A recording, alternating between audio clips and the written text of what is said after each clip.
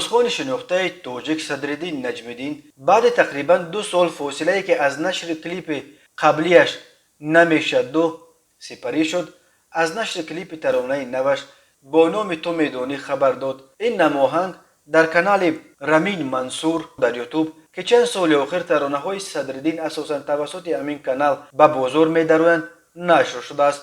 کلیپ ترانه تو میدانی روز 3 آگوست نشر شده. در روز اول در یوتیوب علاقه بیش از 130,000 تماشابین جمع آورده است. متن ترانه تو میدانی از احسان اعظمیان و موسیقیش از ذوالفقار و بسته‌کارش از دوران بوده.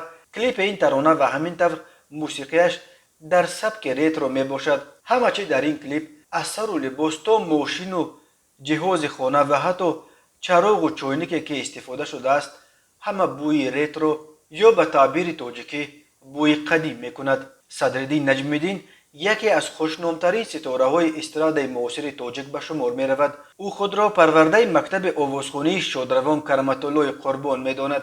صدرالدین نخستین قدمهایش را در صحنه استرادا با بازخوانی ترانه های این آوازخوان فقید و ترانه های در سبک او خواندنش گذاشت، ولی خیلی زود راه و روش خود را پیدا کرد و حالا یک خواننده صاحب مکتب دانسته می شود. صدرالدین نجمیدین نخستین آوازخوان استرادای تاجیک بود که راه امریکا را باز کرد و در آن سوی اقیانوس کنسرت ها گذاشته و کلیپ ها تهیه و نشر کرد.